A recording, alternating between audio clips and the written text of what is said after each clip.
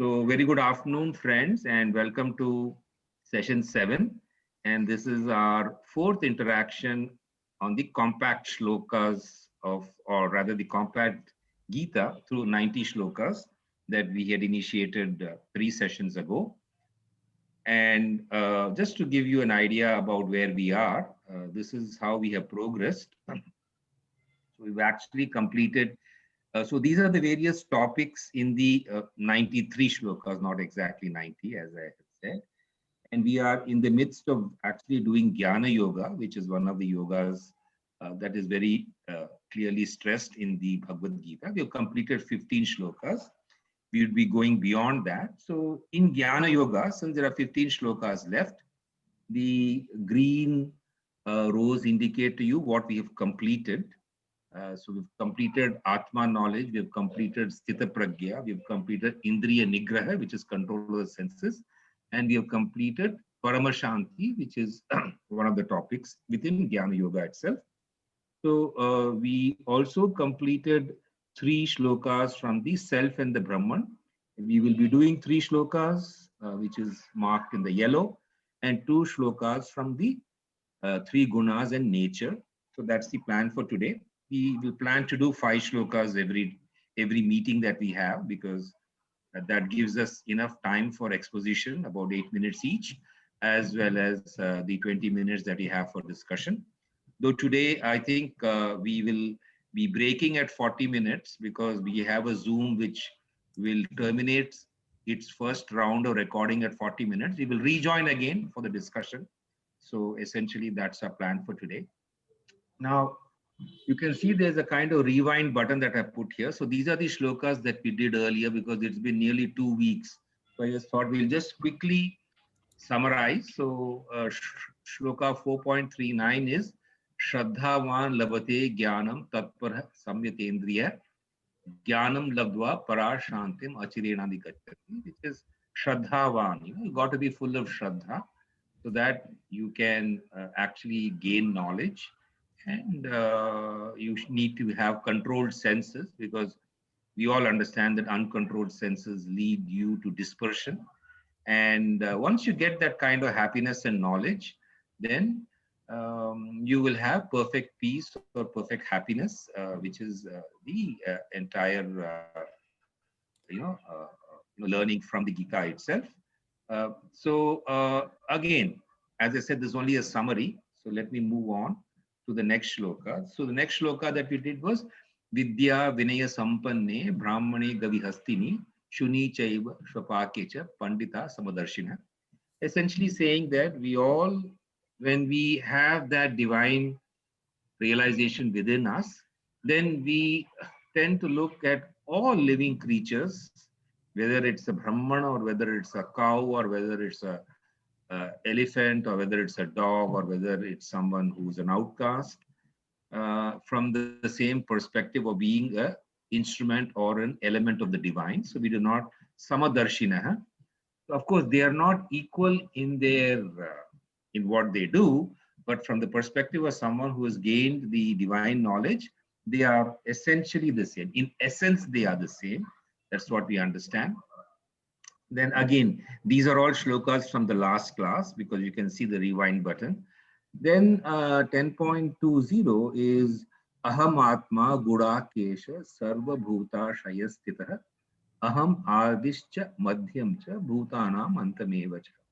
So the divine presence that has given us in the previous shloka, the Samadarshan, which is the equality of viewing different objects which are living, that very entity is called Aham Atma Gudakesha. So God is that entity, and God is saying, or Krishna is saying, or the divine principle is saying, whichever way we would be comfortable in describing it, that I am there in every being, every living being, and I am the Adi, Madhyam, and Ant. So I am there present in the body when the body begins and during the course of the life of the body, and also when the body ends. Of course, the soul moves out. So this expresses in short the fact that the divine principle is there in every living creature, and we need to respect every living creature from that perspective.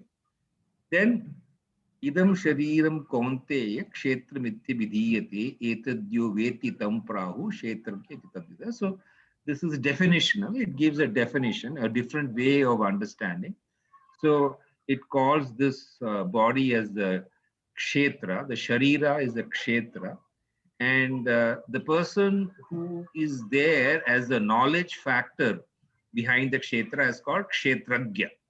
So kshetragya is, of course, the Atma or the divine principle.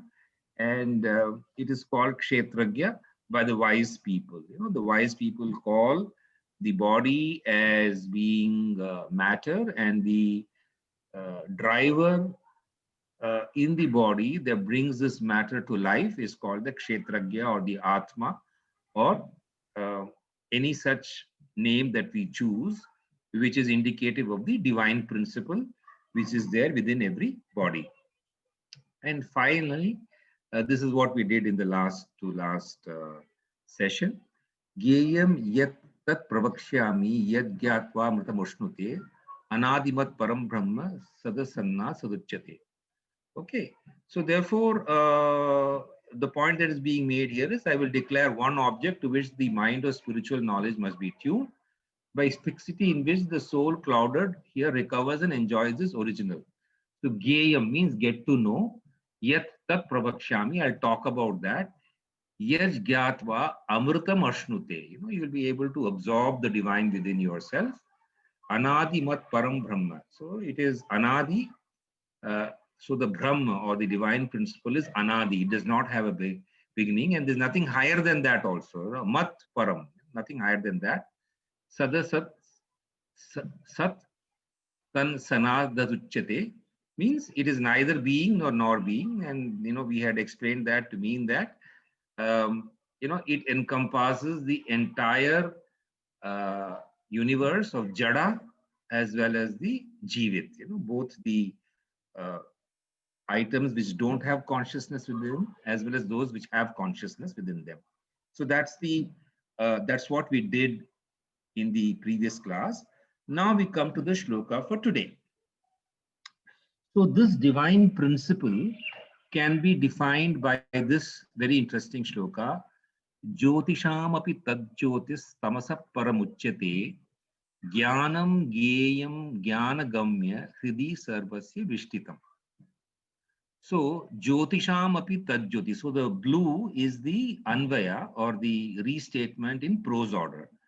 So Jyotisham api jyoti. So it is the, among all the lights, it is the greatest light. Tat tamasaha paramuchyate. Tamasa is darkness. So that Jyotisham api tad jyoti is greater than darkness. And uchyate, you know. So the wise speak about this light, which is the light of lights, as being greater than darkness.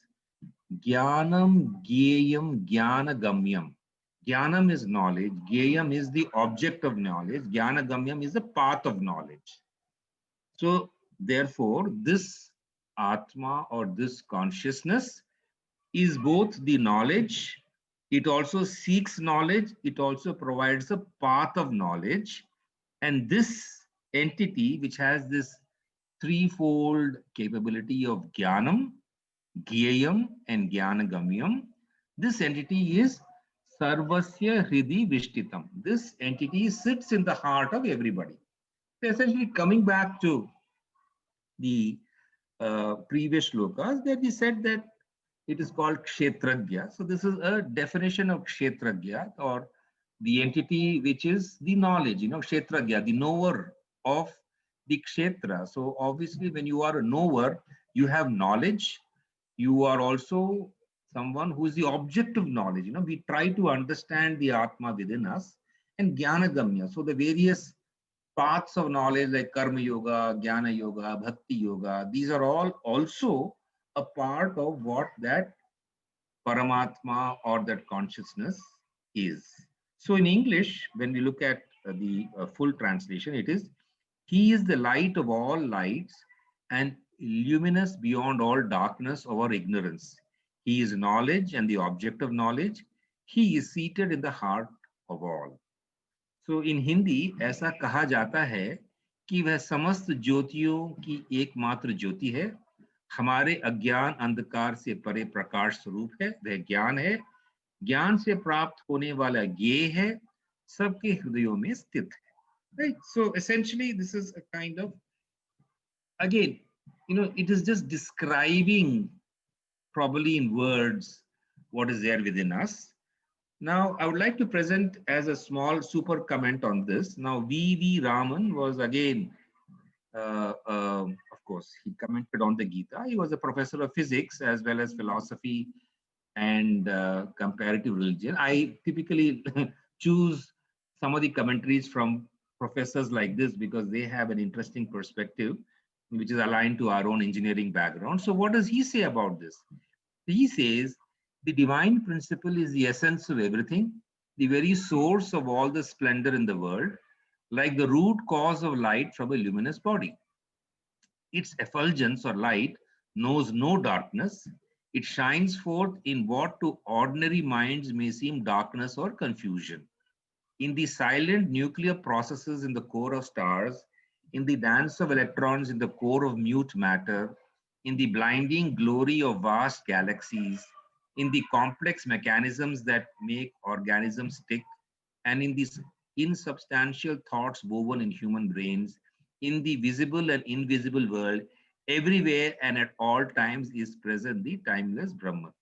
So the interesting thing is that it is what is being postulated as the Atma is actually present also in the material objects, except that it does not have awareness and consciousness.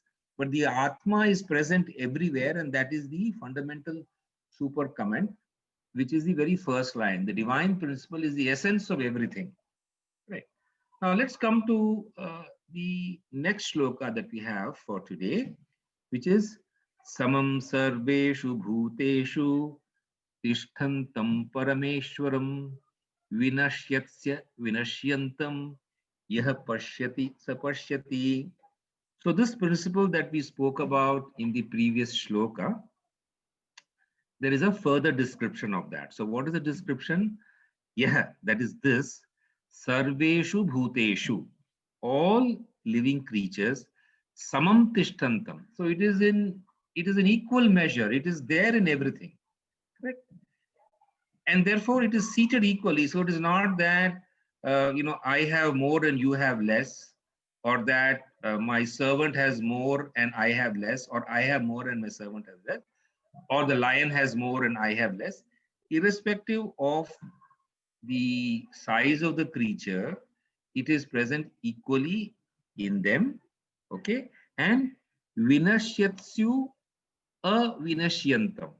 So when the elephant dies, or when the dog dies, or when I die, this principle does not die. So that is, of course, consistent with our understanding of the Atma, which is the primary principle of transmigration of souls. So very clearly, the soul does not die, and that has been the primary driver of the counsel that is being given by Krishna to Arjuna. That look, if you're not fighting, saying that you're going to be losing your relations, then none of them is actually going to die because their Atma is immortal. So the same message is being put in as a principle here. So the principle is this: Vinashyatsu avinashyantam. So among the destructibles, it is indestructible. Parameshwaram pashyati sa pashyati. So he who sees that this is an indestructible element, only that person truly sees. Otherwise, you're simply, and that's why I put that little frog with those eyes for us to understand that we truly are able to use not just our physical eyes, but our internal vision when we understand that this essence is there everywhere, like we said in the previous shloka, as well as it is equally present in everything that we see around us, and it is indestructible. That's the learning that we have from this shloka. And a comment about this shloka, again from V.V. Raman, the professor of physics and philosophy, is the highest level of spiritual realization consists in recognizing the divine principle in everything and every event. These lines in the Gita express one of the fundamental tenets of the Hindu worldview, Indeed, it is the doctrinal essence of Hinduism. This is the one maxim or one funda that everything is equal in terms of the Atma being present is something that we have understood and learned from the Ramayana and the Mahabharata and all the other Purans that we have. The most important realization of the Hindu seers, the fundamental revelation that comes from their meditation and spiritual search, is that beneath and beyond the material and physical world lies one spiritual reality. As a physicist can see through the mind's eye the ultimate quarks and leptons of which the material world is constituted, so too the spiritually awakened person can realize in the core of his or her being that the all-pervading entity which is a spiritual substratum of reality. So essentially the spiritual basis is what we are told is called kshetragya, is what we are told as something that does not get destroyed. And it is akin to what we find in the modern world in terms of the mass and energy indestructibility, or the law of conservation of mass and energy, is a statement at the material level of the broader principle at the spiritual level that the spirituality is the basis of all that we have and see around us. So that is Shloka 17 in the overall sequence, which is 13.27 in the Bhagavad Gita. Now let's look at Shloka 18 in our sequence, which is the 33rd. So you can see that the 13th, all these are from the 13th, even from last time we began the 13th chapter. So the 13th chapter is a very important, very scientific chapter because it talks about Kshetra and Kshetragya. So this is one more that I have here, which is a description of how to understand, how to visualize this. So the question is that many a time when we are given an abstract idea, it becomes difficult to understand. So this shloka puts a degree of light, literally as well as conceptually, to the entire matter, because it says, Yatha prakashayat yekah krishnam lokam imam ravi kshetram kshetri tatha kritsnam prakashayati bharata. So kritsnam means totality. Okay. So what does this shloka mean? Hey Bharat. Bharat is of course Arjuna here. Yatha we understand. Jaise ekah ravi, one sun. Imam, this. Kritsnam, entire. Lokam prakashayati. That's fairly simple Sanskrit for us to grasp. So just like there is one sun which illuminates or illumines the entire earth, as the English translation can be seen. Tatha, so yatha and tatha, in the same way, kshetri, kritsnam, kshetram, prakashayati. So kshetri is same as kshetragya. Kshetri means kshetra mein rehne wala. So in the same way, so just like the sun illuminates the entire world, in the same way, the kshetragya, the entire kshetram is the body, prakashayati. So it illumines, because we know that if the Atma is not there, we are only a collection of chemicals which don't work together, which is why the body decomposes on death. So in English, we have as the one sun illumines the entire earth, so the Lord of the field illumines the entire field, O Bharat, which in Hindi turns out to be, हे भरतवंशी अर्जुन, जिस प्रकार एक ही सूर्य इस संपूर्ण पृथ्वी लोक को प्रकाशित करता है, इसी प्रकार अंतस्थ, that is inside us, क्षेत्रज्ञ आत्मा, which is परमात्मा, जबकि हम उसकी और उन्मुख होते हैं, that is when we are aligned to the आत्मा, संपूर्ण प्रकृति रूप क्षेत्र का पूर्ण प्रकाश युक्त किरणों वाला अपने सत्य से प्रकाशित होता है. So it illumines the entire material field around us. So let's look at a very interesting commentary that is from Prabhupada, the founder of ISKCON. So he says that there are numerous theories regarding consciousness. Here the example of the sun and sunshine is given.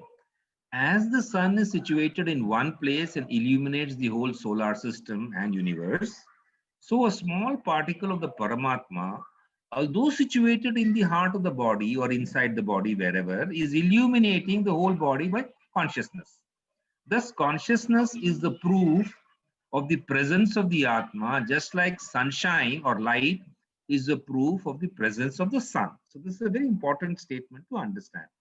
When the Atma is present in the body, there is consciousness all over the body.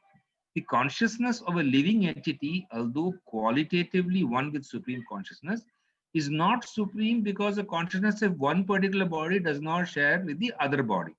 So in other words, what happens is my Atma and your Atma are apparently different because we have different bodies. But the Paramatma that is there, that binds both of us together, and that is where if you are able to realize the Paramatma within us, then we are able to identify very well with others.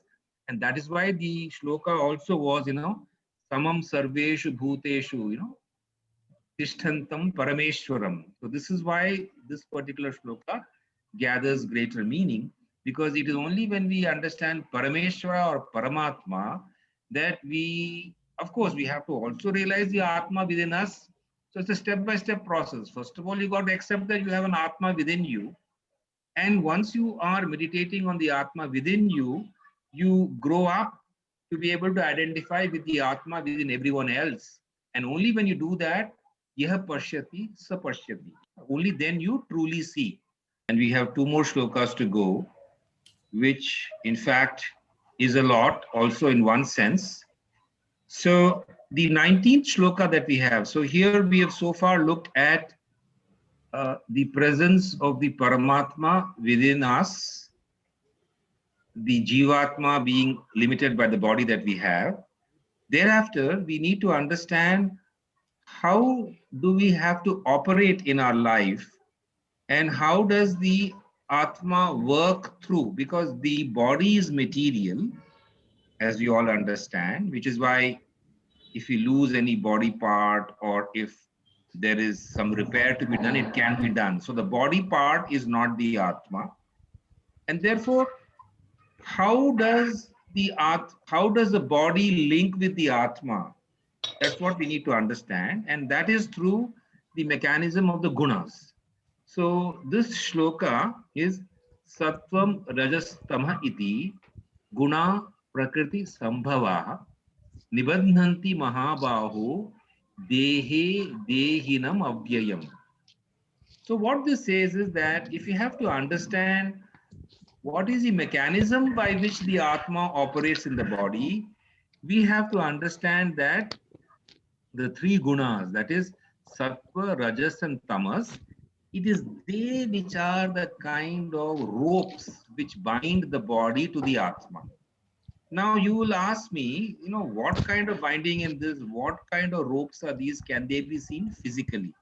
No, they cannot be seen physically. Of course, let's just look at the translation and then we'll go into the meaning. He Mahabaho, Sattvam, Rajah, Tama. So these are three. So Sattvam is light, Rajah is activity, and Tama is darkness. Iti Prakriti Sambhava. So these arise from nature. So nature has these three qualities, and since the Atma, which is a Kshetragya, joins up with Kshetra, so Kshetra has got these three qualities, Sattva, Rajas, Tamas, and it is that which links to the Atma itself. But how does it do it? What is the mechanism? How does it manifest? Okay, so what I have done is I just put together a very interesting chart, and there are 2 pages of chart. So we can see how your drishti can be a sattvic drishti, rajasic drishti, tamasic drishti. So each of those elements, I mean, you can quickly run your eye. I'll not read each of them.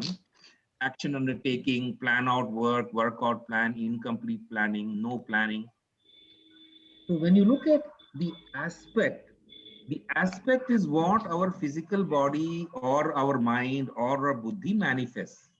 So you have intellect also, buddhi also. So when you understand what to do, you are having a sattvic tendency. When you're confused about what to do, you have a rajasic tendency. When you do not understand or misunderstand, it is tamasic. So this is a way in which we have taken every aspect of the body's behavior, vision, action, duties, undertaking, intellect, patience, will, efforts, happiness, sleep. In the next table is power of the mind, sense organs, colors, desires, faith, food, ideals, charity, renunciation, then results in life after death, how you talk, life, lifestyle, awareness. So all these things which are a part of your life, which are a part of the manifestation of the bodies being alive, which are a part of your character, can be threefold, which is sattva, from the bottom, tamas, rajas, and sattva. So this very clearly charts out for us how, now obviously if the Atma is not there, all these will not manifest at all. So for us, the learning lies in, now we cannot be sattva all the time. We cannot be rajas all the time. We cannot be tamas all the time, though we'll have different proportions for different aspects. So this is a chart of self-development actually, because there is no creature which does not have sattvaras. So even the greatest Mahatma will have some tamas, because the person has got to go to sleep, right? So sleep is tamasic. So therefore, of course, that is no reason for us not to. So our job in life is to keep trying to reduce our tamas and change the tamas into rajas, then change the rajas into sattva. That is, so the progression is from the right hand side of the table to the left hand side of the table, so that we come to sattva. So that's the whole uh, chart of progressive development that has been laid out fairly clearly in the Bhagavad Gita, which is why it is called Yoga Shastra. So what we were doing so far in the previous till 18 is Brahma Vidya, that is knowledge of the Supreme Paramatma. But this gives you a practical way of actually handling, because this is what, so these are not qualities of the Atma at all. Let us understand. Atma does not have these qualities, but we, our intellect, our understanding, our happiness, our sleep, which are all aspects of our body, they have these qualities, and therefore a kind of natural progression from tamas to rajas to sattva.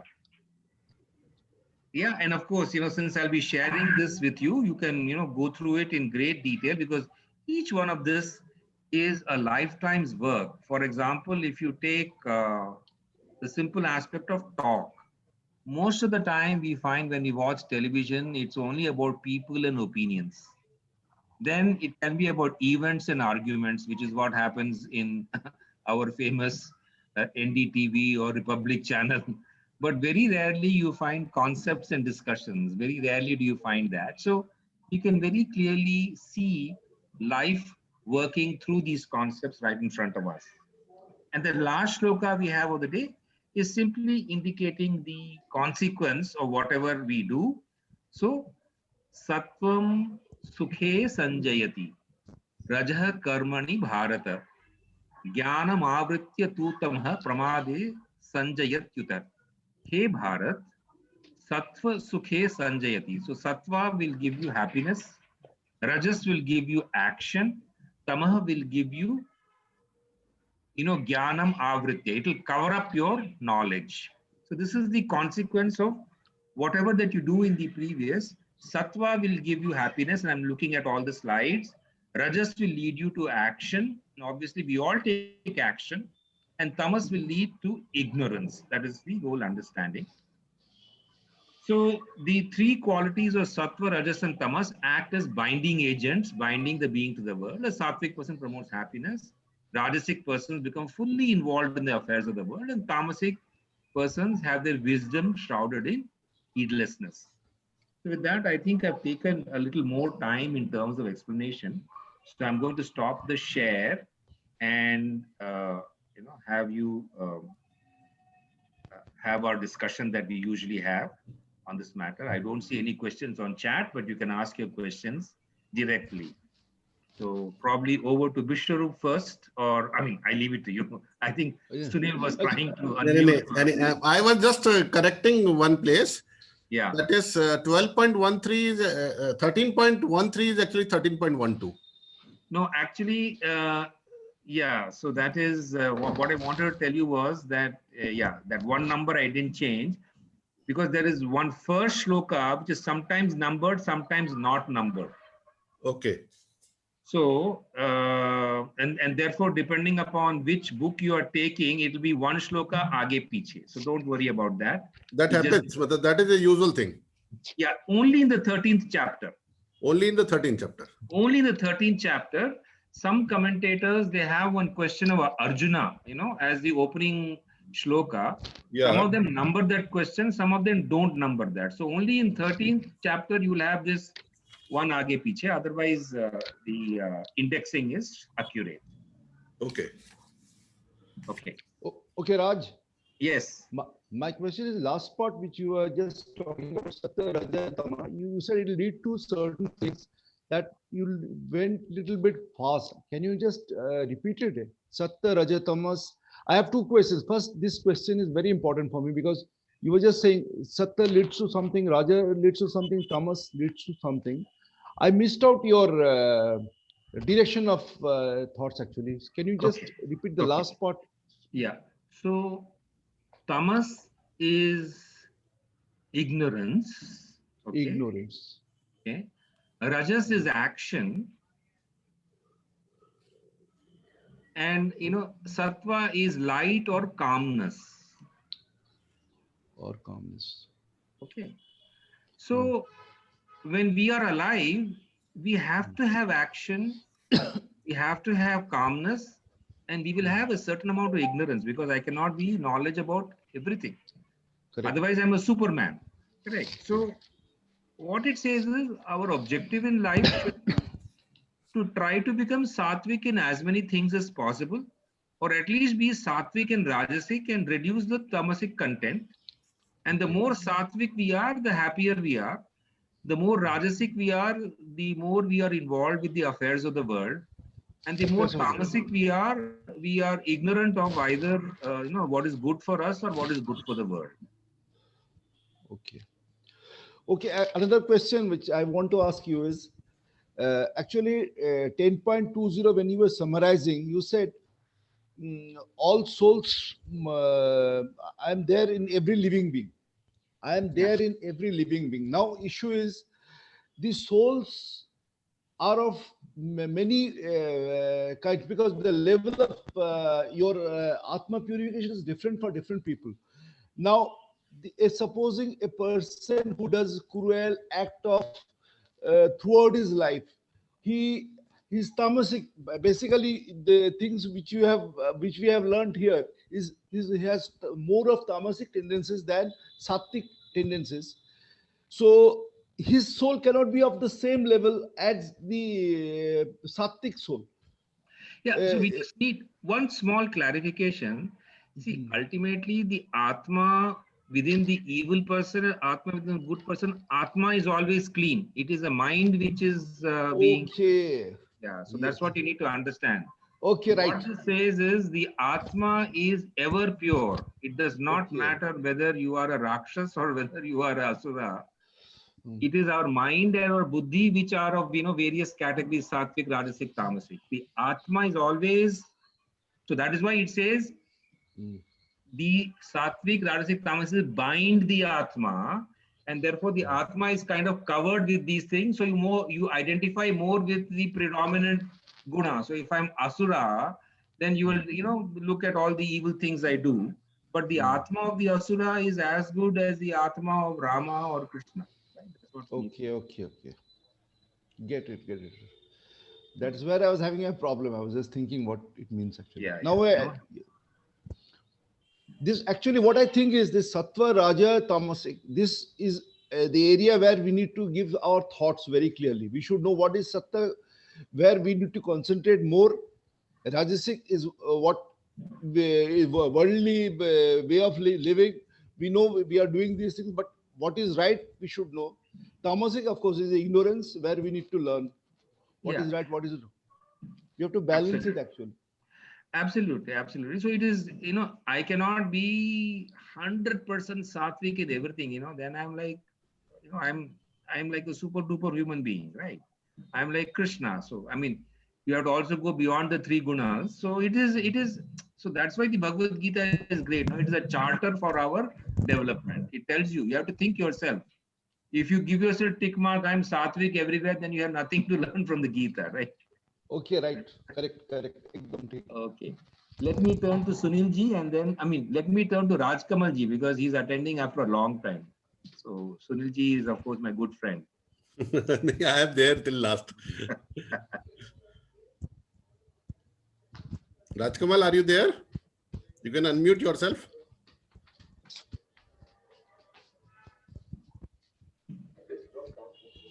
Actually, Rajkamal has messaged that he has some other meeting on Zoom. So maybe his window is there. Yeah, but he's not there. He said actually rejoining till 1. Oh, rejoining at 1, is it? Wait, till 1. Oh, till 1. So now we have crossed 1 o'clock. So he's not there. Only his window is there. So over to you, Sunil ji, for your own thoughts. You are explaining this just sometimes people say that our whatever actions we take in our day-to-day life, somewhere our soul also directs that. So if we say that soul is something very clean, so that means all our actions has to be clean then. No, so that is where, so this is how it goes. This is the soul. This is the buddhi. Below that is the manas. Okay. So now, when the buddhi is clean, then only it will receive messages from the Atma. Okay. So there are two ways to look at it. One is consciousness. To be alive, you need the Atma. That is one. It's a fundamental driver. Now, for the Atma to also influence your actions, your voluntary actions, then it means that your buddhi must be clean enough to receive instructions from the Atma. But when your buddhi is influenced, and your manas is always the one which is totally puzzled and confused all the time. So when the manas influences the buddhi, so it's a hierarchy. Atma ऊपर है, बुद्धि बीच में है, manas नीचे है. अब नीचे से अगर आत्मा को बुद्धि को इन्फ्लुएंस आता है तो ऊपर से ब्लॉक हो जाता है, चोक हो जाता है. अगर if we make our mind cleaner, we control our senses, then the buddhi becomes more open to influence from the Atma for directing our willful activities. समझ रहे हैं ना? So I'm just dividing, involuntary activities is anyway under the control of consciousness, because of that आपका जो है गाड़ी चलते रहता है. लेकिन अगर आपको consciously कुछ good करना है, then your buddhi has to give you direction, and for that the buddhi has to be under the influence of the Atma directly. But it looks that since tamas controls the worldly affairs, so one thing, why do we always want to go towards sattva only? Because without worldly affairs also the things will not remain there. Correct. So that's what the Gita says. So the Gita says that we have to understand the way the body works. So there will be tamas, there will be sattva, there will be rajas. It will always be there. So you have to understand with your buddhi that I am operating as a tamasic guy. Now if you say that I am only tamas, that is not correct. I am only rajas, that is not correct. I am only sattva, that is not correct, because you will have a combination of the three, and you have to, it is like, आप मान लीजिए आपके 3 घोड़े हैं, एक सत्व है, एक रजस है, एक तमस है. तीनों घोड़ों पे ही जो है आपकी बॉडी चलती है. So sometimes you may run only on sattva, sometimes you may run only on tamas. Sometimes जब आप रात को सोते हैं, then you have to be in tamas mode. No, you cannot be in sattvic mode when you sleep, right? Or you have a habit which you can't control at all. Let us say some habit that you have, आपको जो भी है, correct? So we need to understand that our Atma remains clean in spite of all that we do within the sattva, rajas, tamas, and therefore it is like being able to direct the particular guna that we need for a moment. Abhi, right now when I'm talking to you, I have to activate all my sattva guna to be able to give you an answer. Okay, correct. But when I'm going out to do something, or let us say I'm driving my car. Okay, I'll have to have a Rajoguna to handle the car. Now, if Tamoguna overtakes me while driving the car, then I may not, instead of braking properly, I will accelerate in the wrong place. So what I want you to perhaps appreciate and understand is Sattva, Rajas, Tamas are the mode of operation that we have. We can have our buddhi directing the Sattva more so that our Sattva operates more. See, Rajas and Tamas operate more naturally. It comes more natural to you. Sattva को operate करने के लिए आपको बुद्धि चाहिए. जैसे ये जो ड्राइविंग कार वाला एग्जांपल लिया जी, मैं इसको ऐसे एक्सप्लेन करूंगा अगर किसी को करूंगा कि प्रोबब्ली अगर मैं सारे रूल्स फॉलो करके ड्राइव करता हूं तो मेरा सत्व एक्टिव है. बिल्कुल. प्रोबब्ली अगर मैं मतलब अपनी कन्वीनियंस के हिसाब से रूल तोड़ता हूं और कभी फॉलो करता हूं तो I am more into middle of it and probably I drive carelessly and may be कहीं भी भिड़ा दूंगा, मुझे परवाह नहीं है उस बात की, तो दैट इज तमोगुण. तो मैंने ड्राइविंग में भी एक्शन में भी तीनों गुण ढूंढने की कोशिश किया है. बिल्कुल बिल्कुल बिल्कुल. सो अगर आप रेड लाइट को जंप करते हैं ये कहते हुए कि भाई गाड़ी नहीं आ रही है, दैट इज तमोगुण एक्चुअली, और इट कैन इवन बी रजोगुण डिपेंडिंग अपॉन योर माइंड. हमारा परसेप्शन है, हम सारे रूल फॉलो कर रहे हैं तो मैं कह रहा हूँ कि भाई सात्विक है हम. बिल्कुल बिल्कुल बिल्कुल बिल्कुल करेक्ट समझा. एंड टू बी सात्विक यू विल अंडरस्टैंड योर बुद्धि हैज टू वर्क. नो, आपको विवेकी होना चाहिए, इतना तो आप समझ लें आप. That see to be rajasic and to be tamasic does not require too much of vivek, but to be sattvic definitely requires a lot of vivek actions where your buddhi is operating and guiding you. Which means बुद्धि के भी दो part है, एक जो विवेक वाला part है और एक जो हमारे एक्शन कंट्रोल करता है. हाँ, तो उसको हम नॉर्मली मनस बोल देते हैं. उसको मनस बोलते हैं. उसको मनस बोलते हैं, which controls our actions directly. हाँ, तो बुद्धि जो उसको राइट डायरेक्शन देता है, I mean that's what we want the buddhi to do. Okay. But क्या होता है जब बुद्धि अविवेकी होता है तो वो रजस को और तमस को गाइड करते रहता है कि मैं इसको कैसे चीट करूं, मैं ये रेड लाइट कैसे जंप करूं, मैं किस स्पीड पे जाऊं. वो भी आपका डिसीजन है, correct, but then it is misusing the buddhi. उसको कुबुद्धि बोलते हैं ना. तो कुतर्क है, कुबुद्धि है. So all these are using it for the wrong purpose. It is actually meant for sattva, but people don't use it that way. Okay. तो जो भी आपकी साधना है वो इसी के लिए है कि आप अपने बुद्धि को सत्व के साथ बांध लें और रजस और तमस के साथ कम जो है इन्वॉल्व करें. That is the whole idea. ये जो तीन गुणों की डेफिनेशन है, ये क्या मुझे लगता है ये शायद वेदा से भी ज्यादा, मतलब ये गीता से भी ज्यादा पुरानी है. हाँ, it is very old, sir. It is a part of the Sankhya philosophy. तो सत्व रजस तमस is as old as the Vedas themselves. उसी में है. और इस बेसिस पे इतने सारे माने डाउनस्ट्रीम फिलॉसफीज हैं that इसके बिना हिंदू फिलॉसफी को समझना मुश्किल है. So you have to accept that there is this. It may seem very simplistic, but it is fairly effective in your understanding. अब इसी को जो है in modern terms we have created Likert scale ना.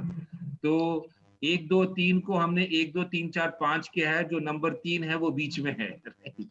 So all the modern scaling is one variation or the other of this fundamental concept, because अगर आपका Likert scale है 1 to 5 में, so 5 will represent one extreme and 1 will represent the other extreme.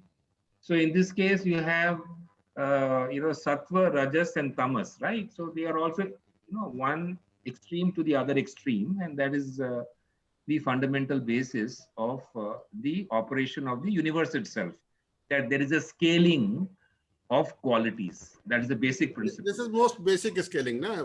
Basic scaling, very, very basic. And then middle one. Correct, absolutely. This is very, very basic scaling. And I mean, there is no scaling if you have only 2, right? Scaling has to have 3. At least 3, yeah. So at least engineer Raj must come out of that. Okay, Raj, I have one question. Sure. Am I audible? Raj, you're slightly breaking up. Vishwarup, you're slightly breaking up. If you could just... Audio is not clear. Am I audible now? Yes, you're better audible. Yeah. Go ahead, please. Actually, the basic thing what I've understood today is these gunas actually is the main criteria of our guide, our movement towards Paramatma or Atma. So can we not spend one day on just this Satya Raja Guna so that we know what is right, what is wrong?